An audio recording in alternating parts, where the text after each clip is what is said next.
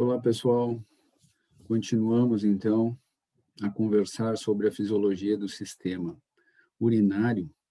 Lembrando para vocês que no último vídeo nós encerramos, terminamos a conversa justamente nesta figura aí e falando sobre filtração glomerular.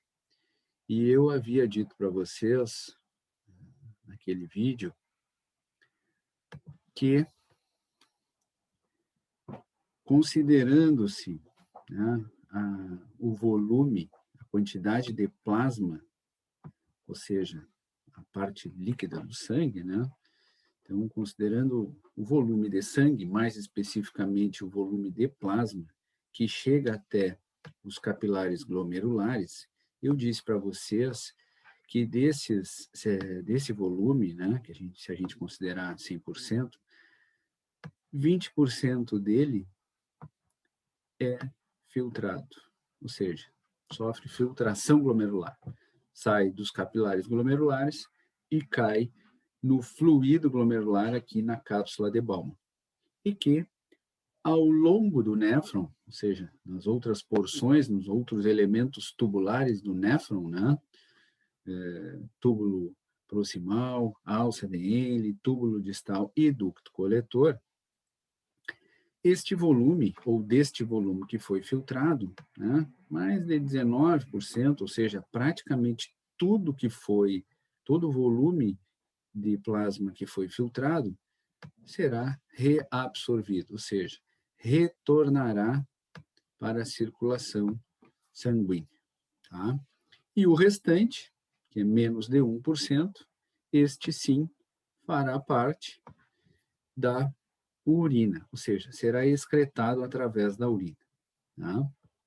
Soma-se a este menos de 1% tudo que for secretado, e é o que a gente vai ver mais adiante também. Mas hoje nós vamos conversar, conforme havíamos combinado, sobre o segundo processo que acontece aqui nos néfrons, que é a reabsorção renal, certo? Muito bem. Deixa eu passar a próxima figura.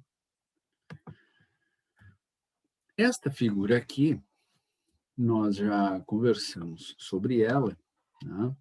E eu volto a ela para que a gente entenda melhor, então, o que é esta reabsorção, onde ocorre essa reabsorção e o que faz com que esta reabsorção ocorra. Tá? Então, relembrando o que também já havíamos conversado, reabsorção é a passagem de substâncias do fluido glomerular para o sangue. Tá? Para o sangue aonde? Para o sangue que está aonde? Nos capilares peritubulares, certo? Então, reabsorção é isso, né? É a passagem de substâncias que estão no fluido glomerular para o sangue que está, né, nos capilares peritubulares, certo? Muito bem. Em outras palavras, né, fica fácil da gente entender o porquê que é reabsorção, porque é como se fosse uma absorção de novo, digamos assim. Ou seja, quase tudo que foi filtrado, como eu disse há pouco, será reabsorvido, certo? Ou seja, retornará para a corrente sanguínea em algum ponto do néfron. Tá? Em algum ponto ao longo do néfron, essas substâncias sairão do fluido glomerular e retornarão para o sangue na altura dos capilares peritubulares. Muito bem. O que faz com que aconteça reabsorção? São aquelas mesmas forças que ocasionam a filtração? Não.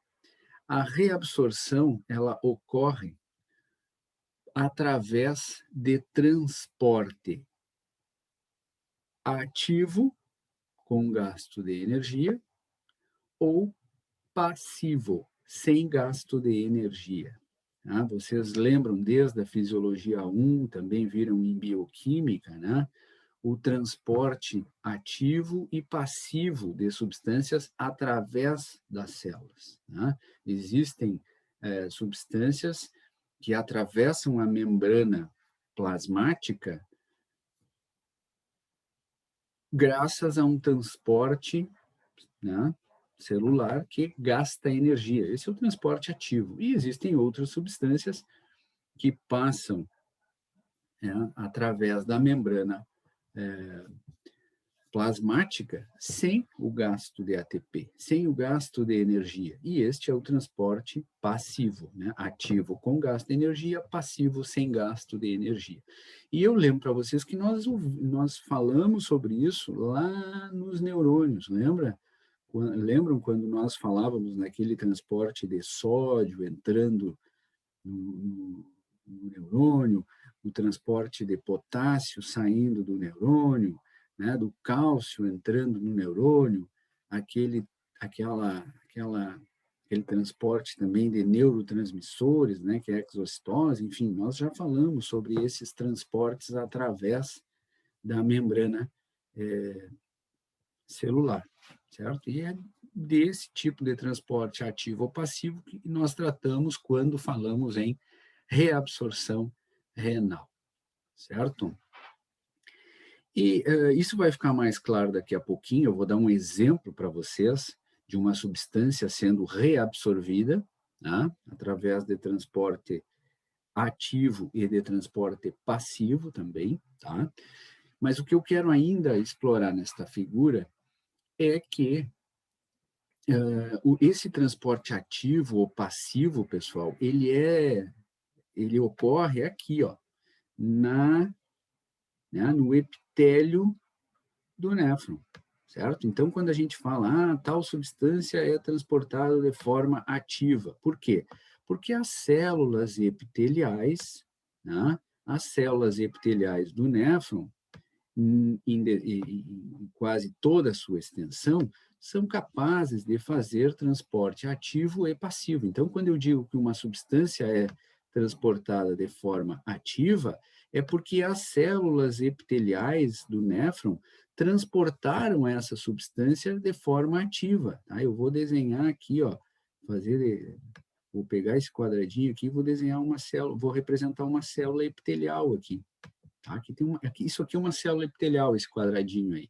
Né? Imaginem que todo o epitélio do néfron, obviamente, formado por células epiteliais. Né? Toda a parede do néfron, digamos assim, simplificando, formado por células do epitélio, né? Células epiteliais. Então, uma substância, por exemplo, que foi filtrada, certo? Pode ser o sódio, o sódio, já que falamos em sódio ali no neurônio, vamos falar em sódio mais adiante, o sódio. Imagine aqui uma molécula de sódio que foi filtrada.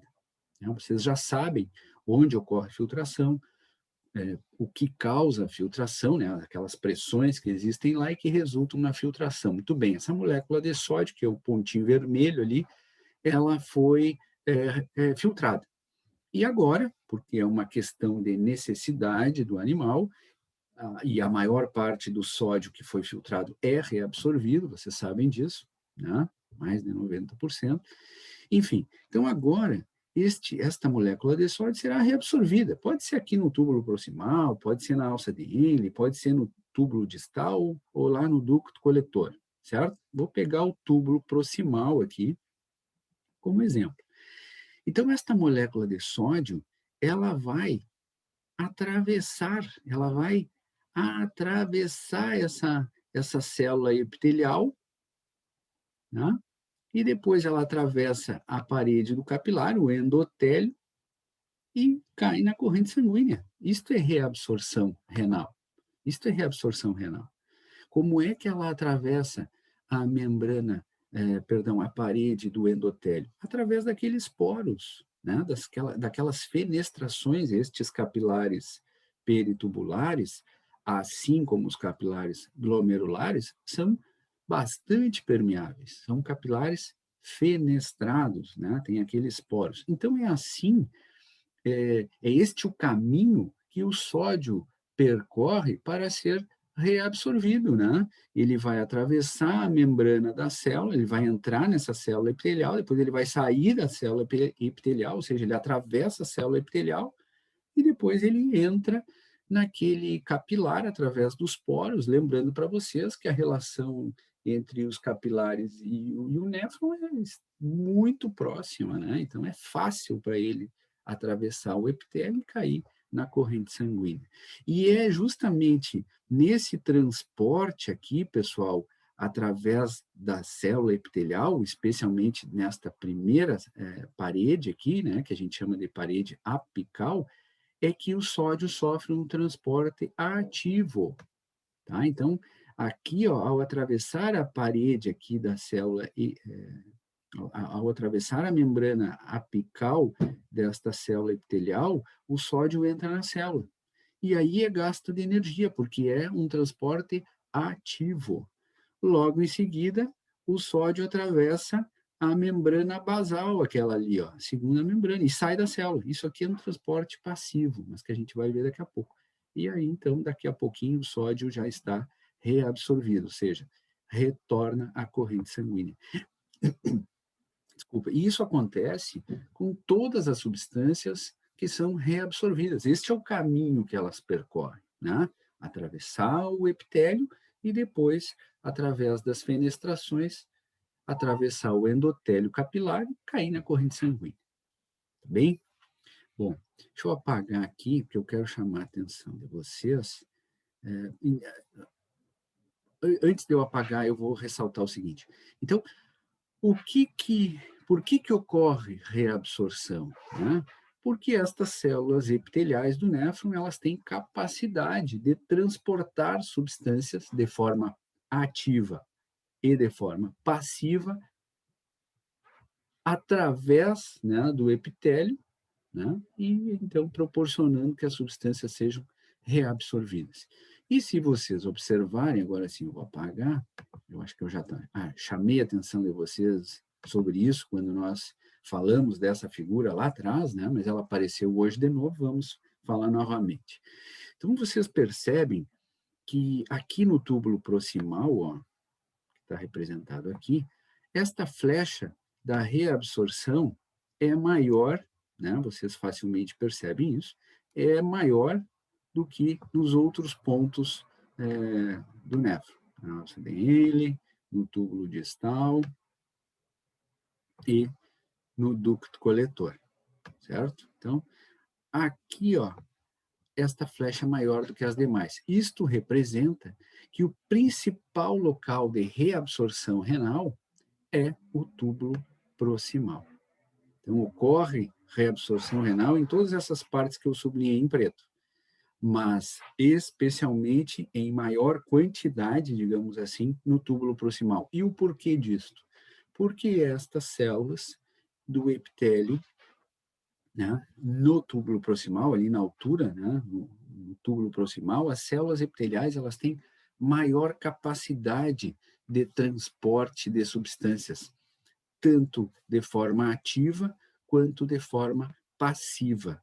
Tá? Por que de forma ativa? Porque essas células são extremamente ricas em mitocôndria e produz ATP, é capaz de gastar mais energia nesse transporte ativo.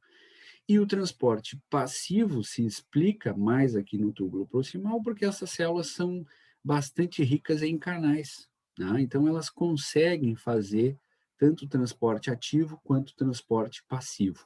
E é por isso que a maior parte das substâncias que são reabsorvidas, né, que sofrem reabsorção renal, são reabsorvidas no túbulo proximal, certo? Graças a características das células epiteliais na altura do túbulo proximal. Tá bem? Muito bom. Vamos adiante. Vamos adiante aqui. Então, o que eu falei para vocês, algumas coisas que eu falei para vocês estão escritas aqui nessa figura de forma em tópicos e bem resumida, né? Eu não vou repetir. A única coisa que eu não falei para vocês e que aparece aqui, eu vou chamar a atenção e vou falar daqui a pouquinho na figura, é que né? Eu já disse para vocês que o transporte, a reabsorção de substâncias, ela se dá de forma ativa ou passiva. E a única coisa que eu não tinha falado antes, que aparece aqui, é que existem, digamos assim, dois caminhos de reabsorção, que a gente chama de vias de reabsorção renal. Uma é a transcelular e a outra é a paracelular, tá? Então, eu vou falar sobre elas na figura seguinte.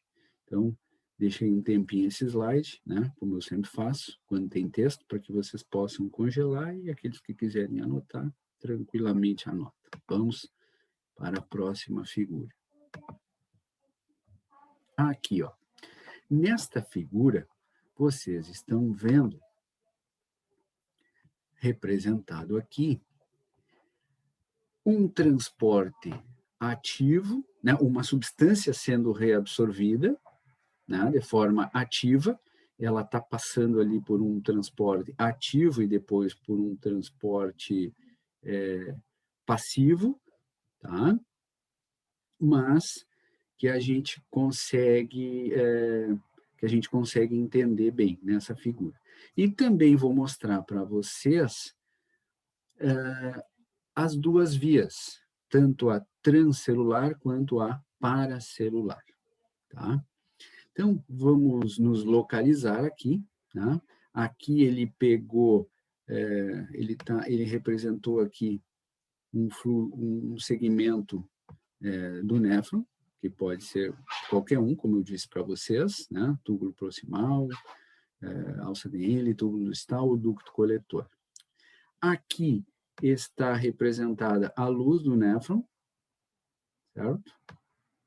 E vocês já sabem que a luz está preenchida, né, pelo fluido glomerular. Tá? Eu só vou colocar aqui fluido. Tá? Não aparece aqui, mas evidentemente que aqui, né, tem um capilar peritubular, certo? Vou desenhar melhor esse capilar peritubular aqui, ó. Vou representar ele fenestrado, né? Ou seja, com aqueles poros no seu endotélio, tá? Então, temos aqui um capilar fenestrado, que eu estou arduamente tentando desenhar aqui. Aqui está o capilar, né? Ou seja, corrente sanguínea, um capilar peritubular, vou botar aqui, aqui é o S de sangue, tá? Isso aqui está representando um capilar peritubular. Vou chamar de CP. Essa sigla não existe, eu estou criando aqui só para a gente entender rapidamente. Então, o caminho da substância que tem que ser reabsorvida, né, é justamente sair do fluido e... por que o caminho da substância é sair aqui do fluido e ir até o sangue, tá? Que é o fluido glomerular. Muito bem. Então, esta substância, ela terá, neste caso aqui, o exemplo é o sódio. Tá? É muito comum nos livros de fisiologia vocês encontrarem esse exemplo do sódio. E muitas substâncias seguem o mesmo tipo de transporte. Tá? E este aqui, eu chamo a atenção de vocês, é um transporte ativo. É um exemplo de transporte ativo, embora uma etapa seja passiva e a outra etapa ativa, a gente diz que o transporte, a reabsorção de sódio é por transporte ativo, certo? Então, aqui vocês estão vendo, ó, a membrana apical em borda de escova, né? Ela lembra um pouco aquelas células do epitélio intestinal, borda de escova, tá? Aqui no néfron, este epitélio do néfron, né, ele também tem essas bordas de escova. Então, esta aqui é a membrana que a gente chama de membrana apical. Tá?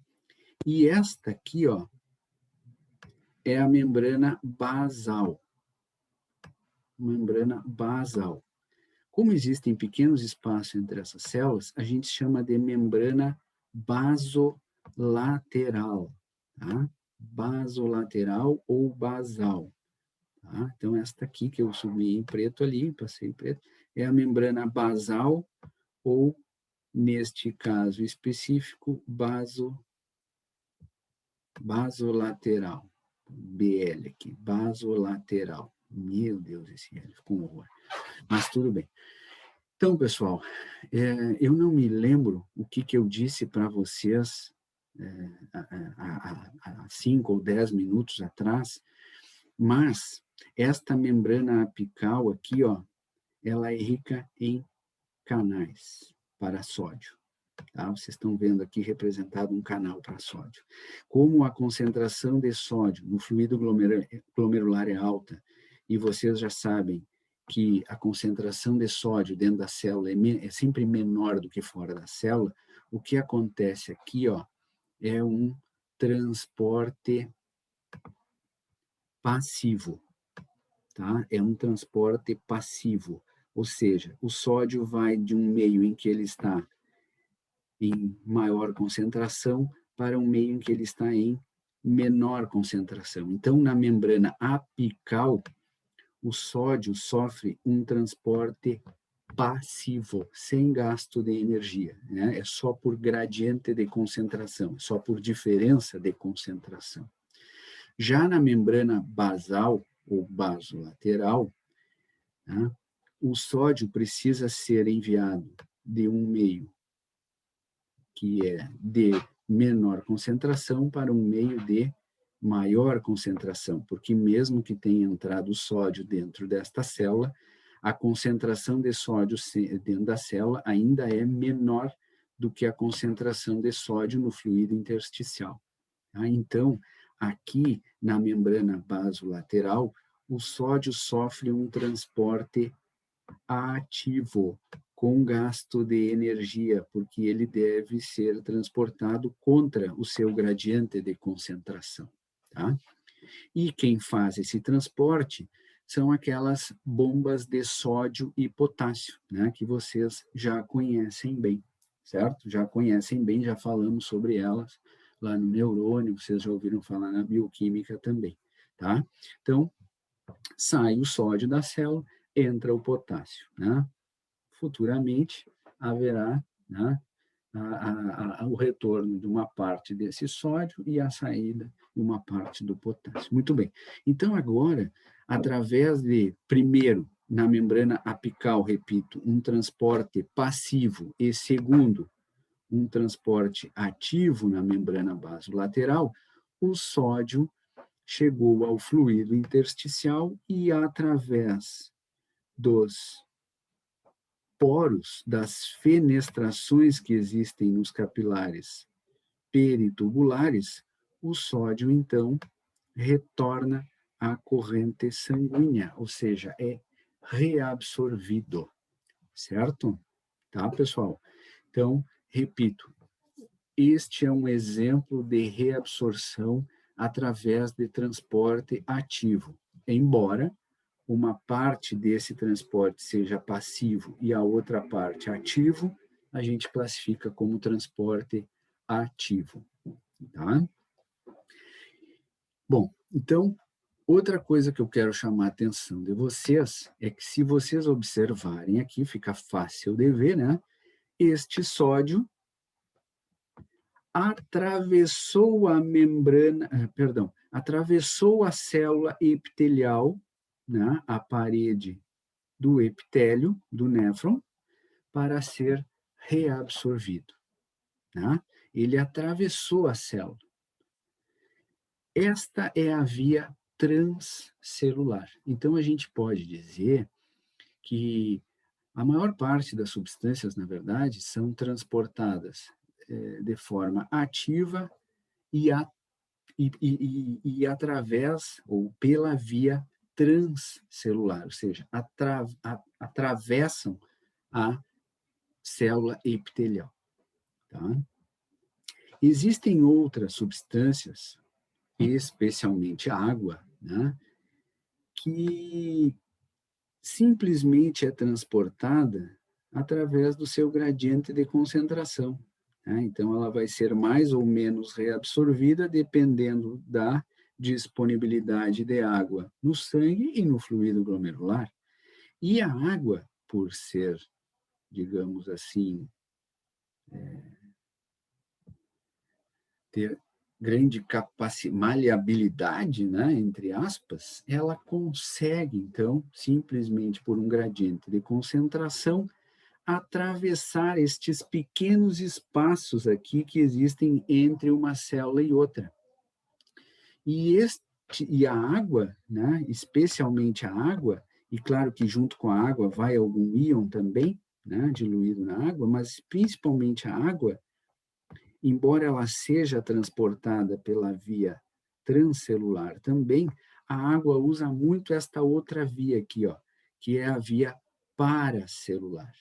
Ou seja, a água, ela sofre reabsorção também por estes pequenos espaços que existem entre uma célula e outra.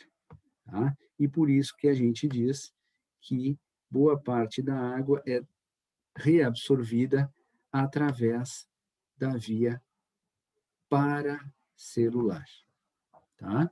E claro que toda substância que é reabsorvida pela via paracelular, ou seja, simplesmente por um gradiente de concentração, é um transporte passivo. Tá? Então, simplificando, normalmente o transporte transcelular é ativo, embora uma etapa seja passiva. E o transporte pela via paracelular é sempre passivo, sem gasto de energia, só pelo gradiente de concentração. E a água é a substância que mais usa esse tipo de reabsorção, evidentemente. Tá?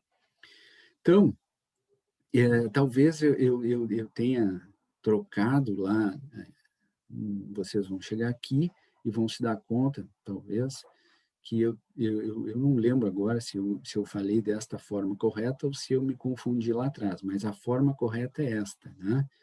Transporte passivo na membrana apical, transporte ativo na membrana basolateral.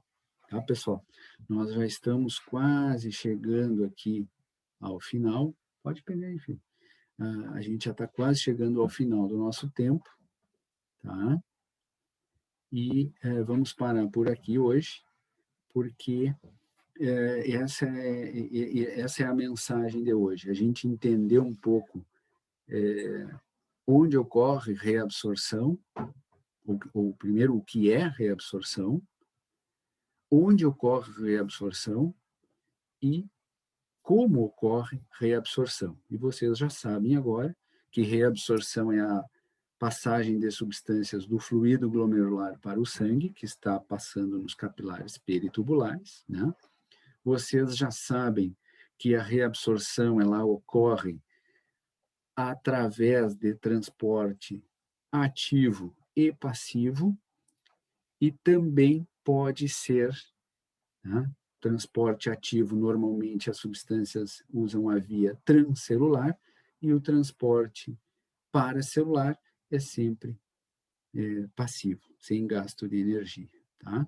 E vocês sabem onde ocorre também reabsorção, que é ao longo do néfron, né?